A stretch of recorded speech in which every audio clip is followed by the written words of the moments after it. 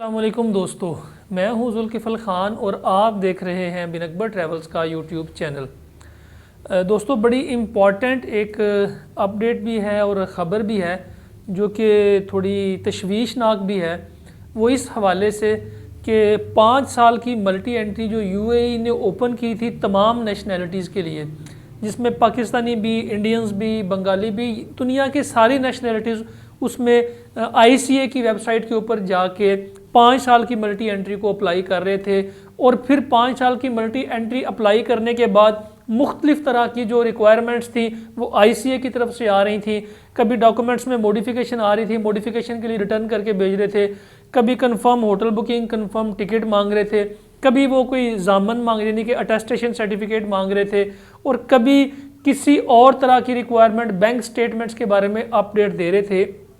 तो ये तमाम की तमाम एप्लीकेशंस जो कि 1 दिसंबर के बाद सबमिट हुई हैं या 30 नवंबर से पहले सबमिट हुई हैं, यानी कि 25 नवंबर से लेके 30 नवंबर के दरमियान तक, वो सारी की सारी एप्लीकेशंस तकरीबन रिजेक्ट कर दी गई हैं।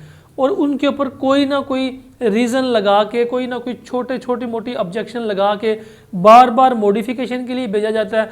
2 दफ़ा मॉडिफिकेशन के बाद फिर मैसेज आता है कि जी आपकी जो मॉडिफिकेशन आई है हम आपको लास्ट टाइम अवेयर कर रहे हैं कि ये मॉडिफिकेशन ठीक करके भेजें।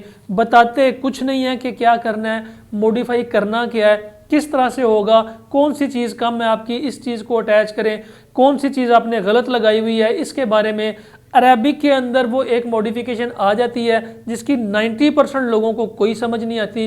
वो अपने अकल और अपने शौर के मुताबिक उसके साथ चीज़ें अटैच कर देते हैं। अटैच करने के बाद वो उसको रीसबमिट करते हैं 2 दिन बाद फिर मॉडिफिकेशन आ जाती है। तो ये आईसीए ने एक बहुत बड़ा मजाक शुरू कर दिया है पूरे पाकिस्तान के साथ। एक तो ये चीज़ है।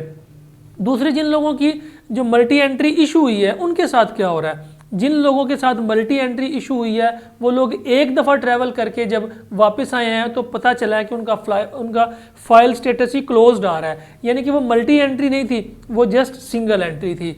अभी भी मुझे बहुत सारे दोस्तों की कॉल्स आ रही हैं। कुछ दोस्त ट्रैवल करके इस्तांबुल गए हैं, इस्तांबुल वो चले तो गए लेकिन वहाँ पहुँच के उन्होंने अपना स्टेटस चेक किया है मल्टी एंट्री का, तो वो स्टेटस क्लोज्ड आ रहा है। उन्होंने वापस आते हुए फिर दुबई जाना था लेकिन अब उनको एंट्री नहीं मिल रही। कुछ दोस्तों को एयरपोर्ट से वापस भेज दिया गया है कि आपकी जो मल्टी एंट्री है वो वैलिड नहीं है, वो कैंसिल कर दी गई है। इसलिए ऐसे तमाम दोस्त जो इस वक्त मल्टी एंट्री अप्लाई करके बैठे हुए हैं वो बड़े ही गौर से इसकी मॉडिफिकेशंस को देखें, क्योंकि ये मॉडिफिकेशन में कुछ नहीं बताते कि आपने करना क्या है, सिर्फ ये बताते हैं कि इस फाइल को मॉडिफाई करके दोबारा सबमिट कर दें।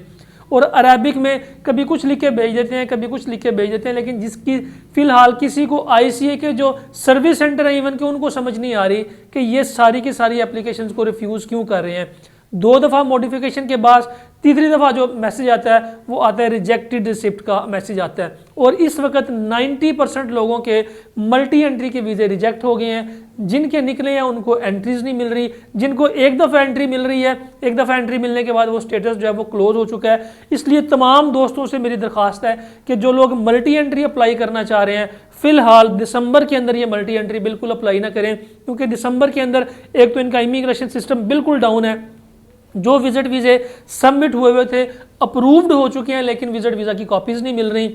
इसके अलावा जो लॉन्ग स्टे थे 90 डेज़ के विजिट वीज़े थे वो भी रिफ्यूज़ करते जा रहे हैं, रिजेक्ट करते जा रहे हैं। कुछ इमिग्रेशन के सिस्टम में कोई प्रॉब्लम आ रही है, वो ऑटोमेटिकली मैसेजेस जनरेट कर रहे हैं, ऑटोमेटिकली मॉडिफिकेशंस भेज रहे हैं, जिसकी फ़िलहाल किसी को कोई समझ नहीं आ रही। इसलिए कोशिश करें कि अभी जो मॉडिफिकेशंस आपको आ रही हैं वो मॉडिफिकेशन को फिल करके रीसबमिट ना करें, क्योंकि अगर आप रीसबमिट करेंगे तो फिर वो दोबारा मॉडिफिकेशन आ जाएगी। ये सिस्टम ऑटो जनरेट कर रहा है, कोई पीछे से चेक नहीं कर रहा, कोई चेक एंड बैलेंस नहीं है, कुछ भी नहीं है। सिस्टम खुद ब खुद ही इसको जनरेट करके आपको वापस मॉडिफिकेशंस भेजता जा रहा है। इसलिए कोशिश करें जिन दोस्तों की मॉडिफिकेशंस आ रही हैं वो फ़िलहाल 10 दिन 15 दिन इसको मॉडिफाई ना करें, जनवरी में इसको मॉडिफाई करके रीसबमिट कर दें। रीसबमिट करेंगे तो इसके ऊपर अगला प्रोसेस स्टार्ट होगा। अगर आप इसको मॉडिफाई करके भेज देंगे दोबारा मॉडिफिकेशन आ जाएगी, तीसरी मॉडिफिकेशन के बाद आपको रिजेक्ट कर देंगे। अगर आप मॉडिफाई नहीं करके भेजेंगे तो वो आपको मैसेज भेजेंगे कि 8 दिन के अंदर, 10 दिन के अंदर, 15 दिन के अंदर इसको मॉडिफाई करें। आप तब तक वेट कर लें ताकि आपके पैसे ज़ाया ना हो जो कि आपने इंश्योरेंस की मद में, सर्विसेज की मद में और वीज़ा की मद में जमा करवाए हुए हैं। कुछ जो मल्टी एंट्री के जो केसेस हैं उनके अंदर तो वो उनको वापस भी कर रहे हैं, रिफ़ंड भी भेज रहे हैं, लेकिन जो रिफ़ंड आ रहा है वो भी बहुत डिले होके आ रहा है और बहुत माइनर सा रिफ़ंड आ रहा है। इसलिए जो लोग मल्टी एंट्री अप्लाई करके बैठे हुए हैं, कोशिश करें कि इस जो मैंने आपको तरीक़ाकार बताया, जो मैंने आपको चीज़ें बताई हैं, इसके ऊपर अमल करें और मल्टी एंट्री के नुकसान से बच सकें। जिन लोगों की मल्टी एंट्री निकल आई हुई है वो जाने से पहले लाजमी इसको चेक करें कहीं कैंसिल तो नहीं होगी हुई, क्योंकि ऐसा ना होगा आपके टिकट्स का नुकसान हो जाए, PCR टेस्ट का नुकसान हो जाए, आपने जो होटल बुकिंग रिजर्वेशन वगैरह कराई हुई हैं उसका नुकसान ना हो जाए। कोशिश करें अपने ट्रैवल एजेंट को अपनी मल्टी एंट्री चेक करवा के फिर टिकट करवाएं। अपना और अपने साथ रहने वालों का खास ख्याल रखिएगा। अपने इस चैनल का भी मुझे दें इजाज़त। अल्लाह हाफिज़।